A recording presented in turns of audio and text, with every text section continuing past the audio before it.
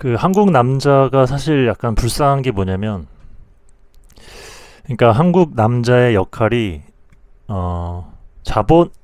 한국의 그 경제 그 구조 특성상 그 ATM기 역할을 할 수밖에 없거든요.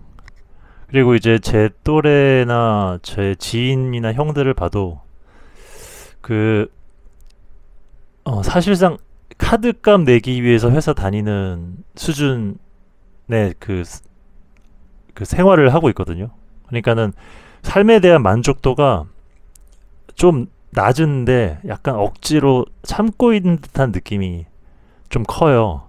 큰 걸 느껴요. 그러니까 그러니까 제가 봤을 때는 그 충분히 가족을 잘 부양하고 그리고 자기가 뭐 어쨌든 회사에서 받는 월급의 대부분을 이제 그 자녀 교육과 이제 그 배우자 생활비에 쓰이면서 행복해 해야 되는 것도 맞거든요. 왜냐면 어찌됐건 다 자기가 선택한 거고 그리고 그거를 뭐 누가 하라고 강요한 적도 없고 그건 사실 자기 선택이 맞잖아요. 근데 이 술자리나 이제 그런 식사 자리에서 뭐 자주 보진 않고 가끔 보는데 행복하다고 말할 수는 없는 상황이거든요. 왜냐면 이제 회사도 이게 한국 직장이라는 게 사실 한 40대만 넘어가도 어쨌든 집에서도 치이고 이제 직장에서도 치일 수밖에 없는 약간 이중 구조에 약간 놓이게 되는데 그러니까 ATM기 역할이라고 저는 사실 보거든요. 왜냐면 뭐 용돈 한 달에 뭐 5만 원 쓰는 거를 막 자랑으로 여기면서 뭐 회사에서 공짜밥 주는 거에 대해서 굉장히 자부심을 느끼고 그렇게 사는데 물론 직장이 있는 건 좋죠. 직장은 어쨌든 학교 교육을 그러니까 한국에서 학교 교육을 받는 게 어쨌든 직장인이 되기 위해서 받는 과정 중에 하나잖아요. 그러니까 직장인이 목표로 살고 그 다음 목표는 이제 직장을 평생 다니겠다는 어떤 그런 일념하에 사는 게 어쨌든 현실인데 그러니까 제가 이 얘기를 왜 하냐면 이제 최근에 이제 탁재훈의 2014년에 이제 좀 이 사람이 이혼을 했는데 이제 그때 이제 그 이혼 기사를 이제 우연히 좀 보다가 알게 된 사실인데 그러니까 이게 이혼을 탁재훈이 하게 된 이유가 2010년 11월에 탁재훈이 이제 소득세와 재산세 등의 4억 4천만 원을 부과를 받았는데 이제 그 당시에는 이제 와이프랑 두 그 아들 딸이 미국으로 유학을 가 있었어요. 그래가지고 이제 세금을 세금의 정확한 이제 부가 내역은 뭐 알 수 없는데 그러니까 4억 4,800만 원을 2010년에 어쨌든 소득세랑 재산세로 낼 정도면 사실 탁재훈이 굉장히 부자였던 거죠. 그래서 근데 이제 그거를 이제 뭐 어찌됐건 현금 흐름이 좀 안 돼가지고 못 내게 됐나 봐요. 그래서 이제 탁재훈 어머니가 이제 자기 전세로 살고 있던 전세금을 빼서 탁재훈에게 빌려준 거죠. 그래 탁재훈은 어쨌든 세금을 내지 않으면 이제 뭐 문제가 생기니까 뭐 어쨌든 유명인이니까 세금을 안 내면 공공한테 엄청난 타격도 받고 그러다 보니까 세금을 내는 게 우선이겠죠. 그래서 이제 탁재훈이 이제 그 어머니 돈을 빌려가지고 이제 세금을 냈는데 자기 이제 아파트에 어머니를 오시게 한 거예요. 어쨌든 너무 고마워서 뭐 그런 걸 수도 있고 이제 뭐 집이 또 비어 있으니까 뭐 사실 돈에 쪼들리면 뭐 어쨌든 이게 줄여야 되잖아요. 생활 이렇게 반경을. 근데 이제 한 몇 년 후에 이제 와이프가 들어왔는데 이제 당연히 좋아하진 않겠죠. 뭐 이제 불편할 수도 있고 아무래도 뭐 그러니까 그래서 이제 탁재훈이 이제 어머니를 월세로 했는데 어쨌든 빌린 돈이 있으니까 이제 그 빌린 돈을 이제 근저당 설정을 자기 집에 한 것 같아요. 그래서 이제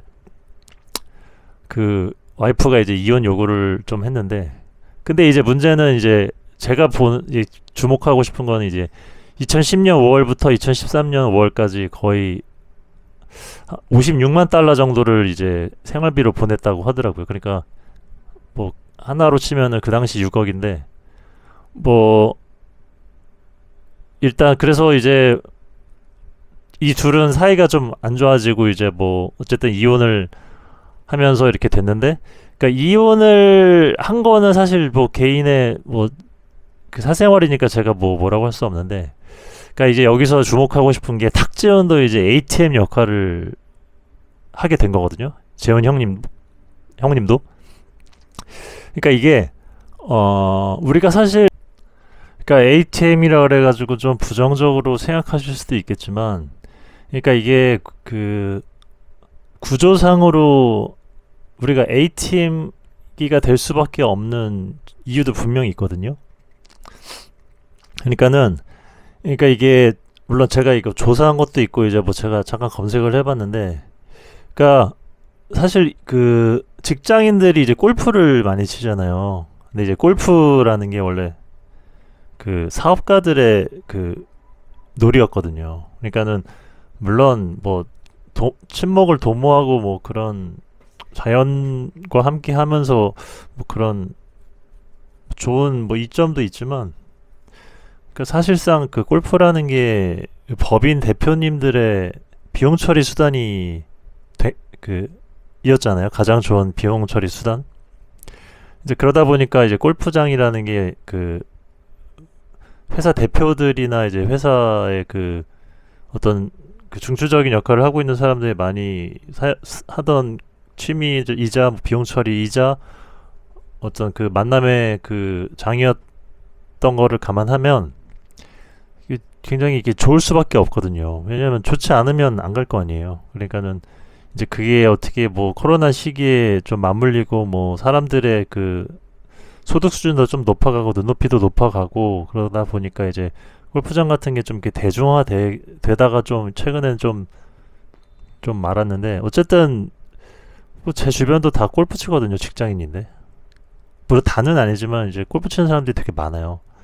사실 골프 왜 치는지 저는 개인적으로 모르겠는데, 그러니까 이제 그게 이 골프라는 스포츠도 스포츠잖아요. 골프라는 게 그 법인 대표와 어떤 회사 대표의 그 비용 처리에서 출발했고, 뭐 어쨌든 그 골프라는 그 운동이 갖고 있는 이제 그 좀 약간 럭셔리한 그 이미지도 있고, 그리고 이제 법인 대표라는 게 좀 럭셔리 하잖아요, 한국에서는. 뭐 그러니까 그 이미지를 추구하는 어떤 그 수요와 맞물려 가지고 좀 이렇게 평범한 직장인들이 이제 많이 하게 된 측면인 것처럼, 어쨌든 이 모든 그 라이프라든가 어떤 그런 거는 이 부자들에게서 내려오거든요. 그러니까 골프가 이렇게 된 것처럼 이 교육이라는 것도 그 이게 절세의 어떤 수단이거든요. 그러니까는 뭐 제가 좀 조사한 걸 따르면 상속세 및 증여세법에 따르면 피부양자의 학자금 교육비 생활비로서 증여세를 과세하지 않는다. 뭐 이런 얘기가 있어요. 그러니까는 원래 부모가 자기 자녀한테 증여할 때 증여세 그 공제, 그 증여세를 안 내는 게 한 10년에 5천만 원 정도 되거든요. 뭐 미성년자, 그러니까 뭐 20세 미만은 2천만 원. 그래서 2천만 원으로 뭐 요새 주식 뭐 투자 많이 하잖아요. 자녀 이름으로. 근데 이제 그 5천만 원 이상인 거에 대해서는 증여세가 뭐 50%까지 내게 되니까 큰 돈이죠. 근데 이제 이 교육비는 한도가 없어요. 증여세가 거의 면제거든요. 그러니까 내가 자녀의 교육비로 돈을 쓰겠다고 하면 증여세를 안 내면서 교육비를 무한정 올릴 수가 있는 거예요. 그러니까는 해외 유학 같은 거를 가는 이유도, 해외 유학이라고 하는 게 사실 단순히 그 해외에 있는 학교만 다니는 비용이 아니잖아요. 등록금, 그리고 거기 살고 있는 거주비, 거기서 살고 있는 생활비, 이제 그런 게 전부 증여세를 안 내면서 그 증여를 할 수 있으니까, 그 현금 흐름이 좋은 사람은 증여세 안 내면서 엄청난 돈을 자녀에게 줄 수 있거든요.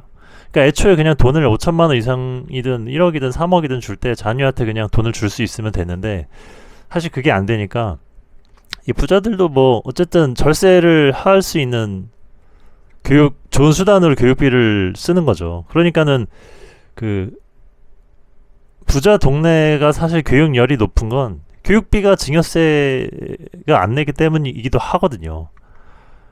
아무래도 뭐 그런 그 상황을 옆에서 뭐 근처에서 보다 보면 자기도 교육비를 더 해볼까 하는 어떤 게 욕심이 생기잖아요. 그러니까 부자들이 절세라는 측면에서 비용 처리에 가장 좋은 수단으로 골프라는 스포츠를 택한 것처럼 그거를 이제 따라하는 중산층이나 이제 그런 일반 사람들까지 생기잖아요. 그러니까 교육비도 그렇게 되는 거죠. 그리고 사실 교육비라는 게 굉장히 좋죠. 뭐 어떤 현물 자산이라든가 어떤 자산을 증여하는 데는 굉장히 그 국가의 강제 세금의 그 착취 수단이 있지만 교육비로 이렇게 나보다 훨씬 더 좋은 인재로 키우면 이 자녀가 엄청난 또 부를 창출하고 그게 이제 부가 그대로 이전될 수 있다는 거니까. 그러니까는 자녀 입장에서도 이 교육을 받아가지고 어떤 학위를 얻고 그리고 어떤 그런 학위를 통한 어떤 그런 커뮤니티 같은 거를 이렇게 갖게 되면 그게 굉장한 부가 되는 거잖아요.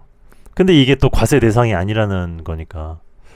뭐 그러다 보니까 많은 사람들이 이제 교육을 굉장히 이렇게 몰빵하는 측면도 있고, 그리고 이제 미국 유학, 그러니까 제 주변에도 기러기 아빠가 좀 있는데, 이제 교육을 또 한국에서 받다 보면 또 욕심이 생기는 게, 야, 해외로 가서 이럴 바에는 교육을 받는 게 낫지 않나라는 생각이 또 들어요. 그러니까 해외에서 만약에 그냥 내 가족이 해외에 가서 노는데 돈을 주면 이게 사실 자금 출처 조사까지 받을 수도 있고, 그리고 이제 이것도 사실 돈을 그냥 생으로 주는 거기 때문에 과세 대상이거든요.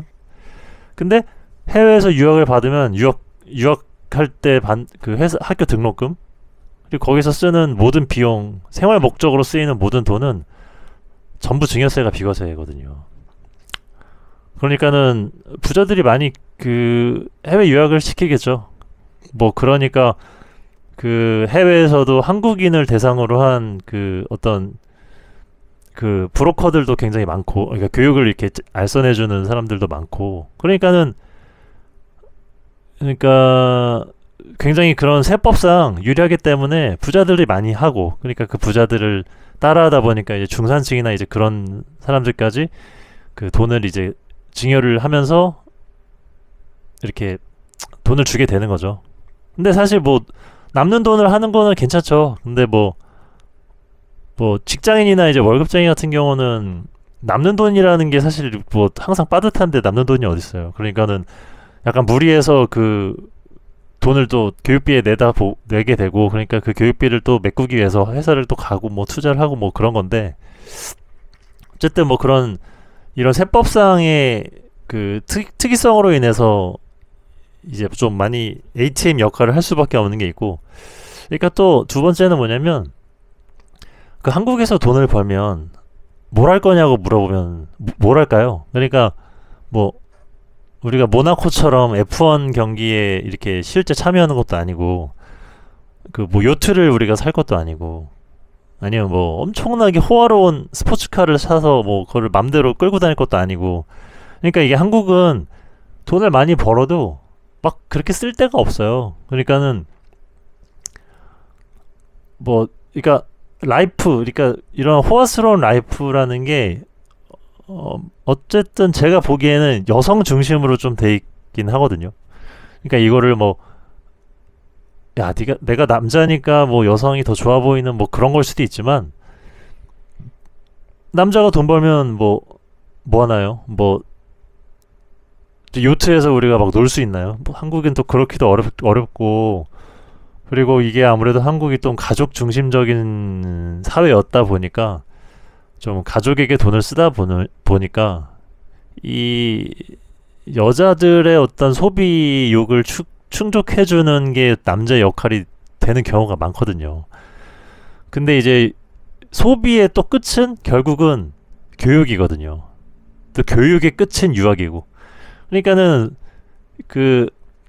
여자들의 좋은 소비 중에 하나가 교육이기도 해요. 왜냐면 뭐 어느 학원을 보냈고 뭐 학원에서 이제 그 우리 자식이 또 이런 좋은 성과를 냈고 뭐 그걸 얘기하면서 서로 뭐 이렇게 그걸 빌미로 커뮤니티가 만들어지고 또 그 커뮤니티 안에서 어울리다 보면은 필요한 뭐 옷이라든가 뭐 신발이라든가 뭐 액세서리 같은 것도 또 발전하고 뭐 그러다 보니까 그 교육비라고 하지만 실제로 교육비 이외에 그 주변의 생활비라든가 이제 그 소비하는 돈 자체도 교육비에 들어갈 수 있잖아요. 그러니까는